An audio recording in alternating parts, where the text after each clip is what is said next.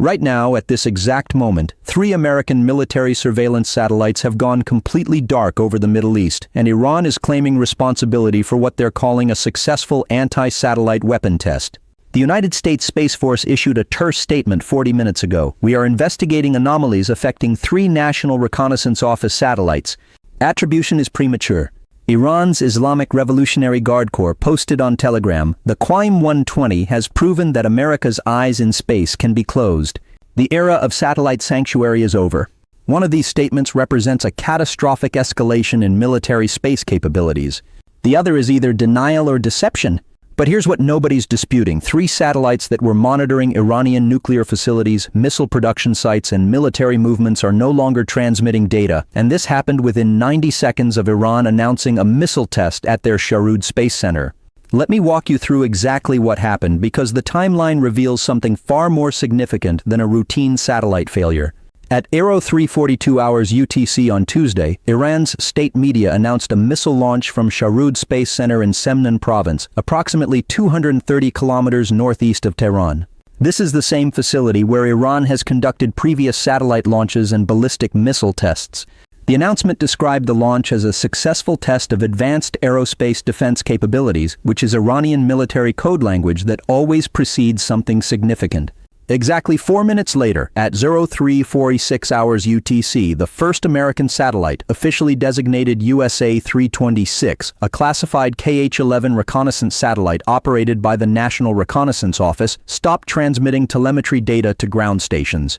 This satellite had been in a sun-synchronous polar orbit at an altitude of 470 kilometers, directly over the Persian Gulf region, conducting what defense analysts believe was continuous monitoring of Iran's Fordo nuclear enrichment facility. 3 minutes after that, at 03:49 hours UTC, a second satellite went offline. This one, designated USA 314, is believed to be a signals intelligence satellite operated by the National Security Agency, orbiting at 680 kilometers altitude. Its primary mission involved intercepting Iranian military communications and monitoring electromagnetic emissions from radar installations and air defense systems. The third satellite, USA 298, stopped responding at 0351 hours UTC.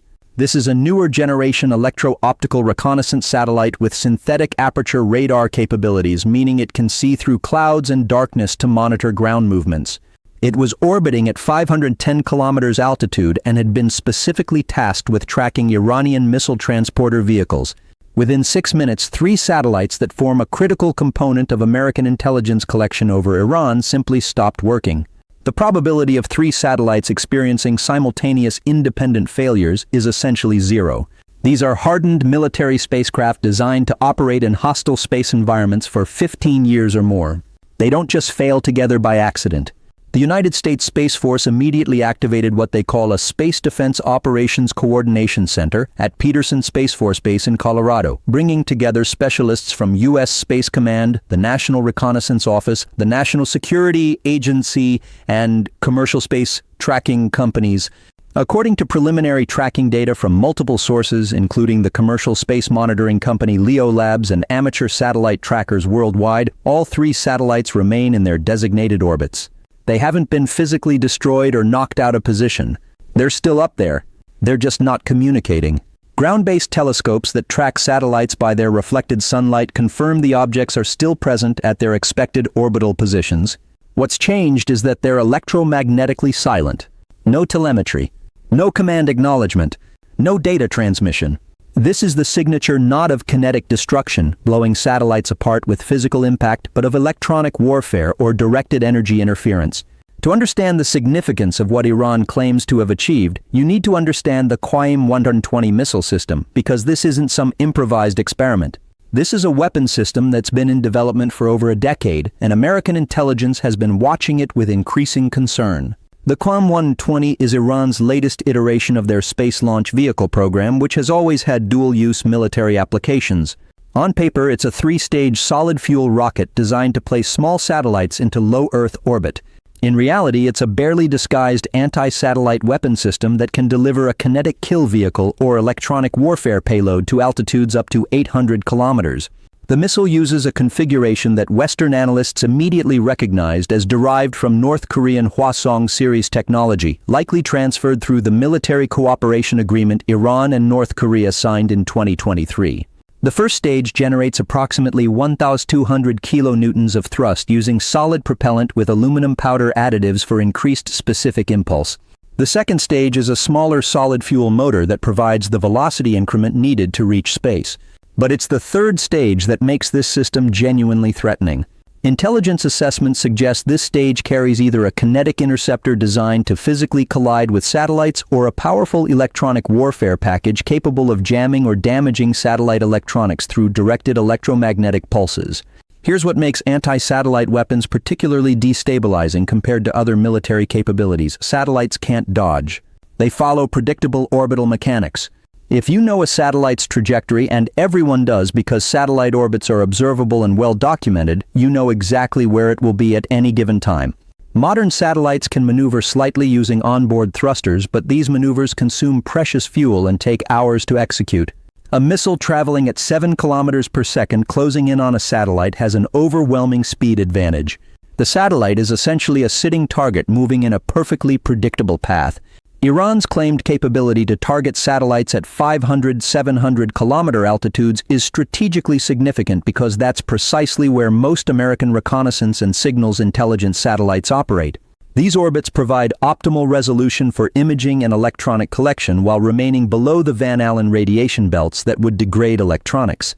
If Iran can reliably threaten satellites in this orbital regime, they can potentially blind American intelligence collection during a crisis or conflict.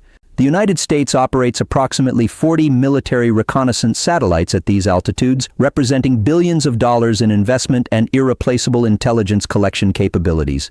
But here's the technical challenge that makes Iran's claim remarkable if true. Hitting a satellite requires not just a missile that can reach the required altitude, but an extraordinarily sophisticated guidance and tracking system. You need ground-based radar that can track the target satellite with meter-level precision. You need real-time data links uploading updated trajectory information to the missile during flight. You need an onboard sensor package that can acquire and lock onto a target that might be only a few meters across, moving at 7 kilometers per second relative to the ground. And you need propulsion and maneuvering systems that can execute terminal guidance adjustments to achieve impact or close approach. The United States demonstrated these capabilities in 2008 when they shot down a malfunctioning spy satellite using a modified SM-3 interceptor missile. China demonstrated similar capabilities in 2007 when they destroyed one of their own weather satellites, creating a debris field that still threatens spacecraft today. Russia maintains known anti-satellite capabilities through their direct ascent PL-19 Noodle system. India joined this exclusive club in 2019 with their Mission Shakti test. Iran claiming to now possess this capability represents a fundamental shift in the military balance of space power if the claim is verified. According to Dr. Teresa Hitchens, former director of the United Nations Institute for Disarmament Research and current senior fellow at the Center for International and Security Studies at Maryland, the technical indicators from this incident are consistent with electronic warfare rather than kinetic interception. In an analysis published 90 minutes ago, she wrote, "The simultaneous loss of telemetry from 3 satellites in different orbits strongly suggests electromagnetic interference rather than physical destruction. A kinetic anti-satellite test would target a single satellite. Electronic attack can affect multiple satellites simultaneously if they're vulnerable to the same radio frequency interference or directed energy effects." She notes that if Iran has developed a high-powered microwave or electromagnetic pulse weapon delivered to space, it could potentially damage or temporarily disable satellites within line of sight without creating the permanent debris field that kinetic impacts produce. Western intelligence services have been tracking Iran's development of high-powered microwave technology for over 5 years. According to reporting from Defense News, the Pentagon's 2023 Classified Threat Assessment identified Iranian progress on compact HPM systems as a medium-term concern requiring continued monitoring. The concern is that high-powered microwave weapons, unlike kinetic interceptors, don't necessarily destroy satellites permanently. They can temporarily disable electronics, degrade solar panels, or corrupt onboard computers, creating effects ranging from temporary disruption to permanent mission failure. The advantage of such weapons from Iran's perspective is plausible deniability. Satellite failures happen. Proving that a failure was caused by deliberate attack rather than natural space environment effects or component malfunction is extremely difficult. From the American perspective, this incident represents a nightmare scenario that space warfare strategists have wargamed for decades. The United States military depends on space-based capabilities more than any other nation. GPS navigation, satellite communications, reconnaissance, early warning, weather monitoring, and signals intelligence all rely on satellites that operate in predictable orbits with minimal defenses. American military doctrine assumes space superiority. The entire structure of modern American power projection, the ability to see battlefields in real time, communicate globally, and strike with precision, depends on satellites remaining functional and available. If adversaries can credibly threaten to blind, deafen, or disable American space capabilities, they fundamentally alter the military balance. From Iran's perspective, anti-satellite capabilities represent an asymmetric equalizer against overwhelmingly superior American conventional military power.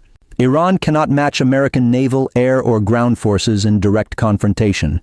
But if Iran can deny the United States the space-based intelligence and communications that enable precision strike and coordinated operations, they create operational uncertainty that undermines American military advantages. This is classic A2AD doctrine, anti-access area denial extended into the space domain. The goal isn't to achieve space superiority over the United States. The goal is to impose costs and create risks that make American military action more difficult, more dangerous, and more politically complicated. This incident also echoes historical precedents that should concern anyone familiar with how military space competitions escalate. The 2007 Chinese anti-satellite test destroyed the Fengyun 1C weather satellite, creating over 3,000 pieces of trackable debris and an estimated 150,000 smaller fragments that remain in orbit today, threatening all spacecraft. That single test generated approximately 1/3 of all trackable space debris in low Earth orbit. The international backlash and recognition of the debris threat led China to subsequently pursue non-kinetic anti-satellite technologies that don't create permanent debris fields. If Iran has learned from that experience and developed electronic warfare or directed energy anti-satellite capabilities, they've potentially created a more sustainable and repeatable threat than kinetic interceptors. According to Todd Harrison, director of the Aerospace Security Project at the Center for Strategic and International Studies, the strategic implications extend beyond just the 3 satellites potentially affected today. In congressional testimony last year, he warned, once an adversary demonstrates even limited anti-satellite capability, they change the strategic calculus around conflict initiation. If the United States knows that China, Russia, or Iran can blind reconnaissance satellites in the opening hours of a conflict, that creates pressure for preemptive action to protect space assets or acceptance of operating without space-based intelligence we've relied on for 50 years. Neither option is attractive. That testimony was theoretical at the time. Today's incident, if Iran's claims prove accurate, makes it concrete. There are 3 distinct scenarios for how this develops over the next 48 to 72 hours, and the indicators we watch will reveal which trajectory is materializing. Scenario 1 is technical failure coinciding with Iranian propaganda. Probability 35%. In this scenario, the 3 satellites experienced genuine malfunctions or were affected by solar weather, and Iran opportunistically claimed responsibility for failures they didn't cause. This happens more often than you might think in information warfare. The indicators that would confirm this scenario include American satellites resuming normal operations within 24 hours as engineers restore functionality, independent space weather monitoring showing no unusual solar activity that could explain simultaneous failures, and the United States Space Force eventually releasing technical details demonstrating natural causes. If this scenario is correct, we'll see American intelligence community sources quietly briefing journalists within 48 hours that Iran's claims are propaganda, and Iranian state media will stop emphasizing the incident as coverage shifts to other topics. Scenario 2 is successful Iranian electronic warfare demonstration with controlled escalation. Probability 45%. In this scenario, Iran has genuinely developed and tested an anti-satellite capability that temporarily disabled American satellites through electronic warfare or directed energy weapons. Iran demonstrates capability as strategic deterrent and bargaining chip, but does not intend immediate conflict escalation. The United States acknowledges the incident while publicly downplaying its significance to avoid appearing vulnerable. The indicators confirming this scenario include the affected satellites remaining non-functional for multiple days while the United States works to restore them or activates backup systems, commercial satellite imagery showing increased activity at Iranian space and missile facilities as they analyze test results, diplomatic back-channel communications between the United States and Iran discussing red lines and de-escalation, and the Pentagon quietly accelerating programs to harden satellites against electronic warfare or develop rapid satellite replacement capabilities. This scenario leads to a new phase of space competition with increased investment in space defense on all sides. Scenario 3 is the catastrophic escalation pathway where this incident triggers military confrontation. Probability 20%. In this scenario, the satellite disruption either causes immediate American military response or occurs as the opening move in a broader Iranian campaign against American interests. The United States interprets the attack as an act of war justifying retaliation. Iran either continues demonstrating anti-satellite capabilities against additional targets, or the incident escalates through miscalculation and compounding crises. The indicators that would reveal this trajectory include additional American satellites going offline in the next 12 to 24 hours, suggesting sustained Iranian anti-satellite operations, the United States Strategic Command raising the defense readiness condition for space forces, American cyber operations targeting Iranian space ground stations or missile facilities as retaliation, emergency meetings of the National Security Council with the President discussing military response options, and diplomatic communications breaking down rather than intensifying. Watch for 5 critical signals that will reveal which scenario is unfolding. First, satellite status updates from the National Reconnaissance Office or Space Force. If the satellites come back online quickly, this was likely technical failure or temporary disruption. If they remain offline for days, Iran achieved something significant. Second, commercial satellite imagery of the Shahrud test site. If Iran conducts cleanup operations and dismantles test equipment quickly, they're satisfied with the test. If they maintain the site with continued activity, they may be preparing follow-up demonstrations. Third, space tracking data from commercial providers. If additional satellites in similar orbits start experiencing anomalies, we're seeing sustained anti-satellite operations. Fourth, intelligence community leaks. Watch for American officials speaking to New York Times, Washington Post, or Wall Street Journal about what happened. Those leaks will reveal the classified assessment. Fifth, international diplomatic responses. If China or Russia issue statements about space militarization, they're signaling either concern about precedent or implicit support for Iranian capabilities. The silence right now is the most significant indicator.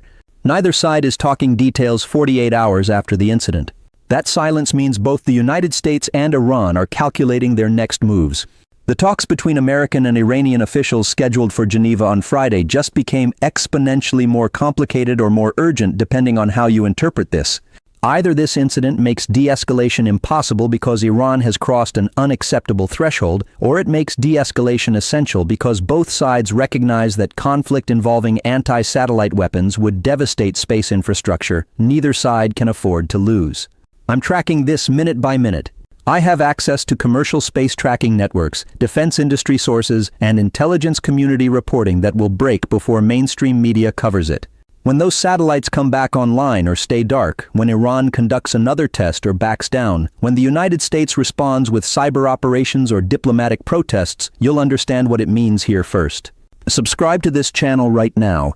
Turn on notifications. You need to know what happens next because this isn't just about 3 satellites. This is about whether space remains a sanctuary or becomes the next battlefield.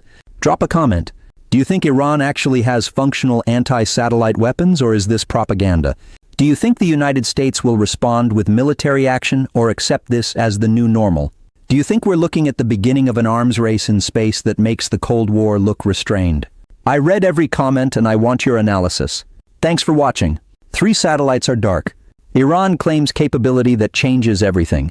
The next 72 hours determine whether we're entering a new era of space warfare or witnessing the most successful bluff in modern military history.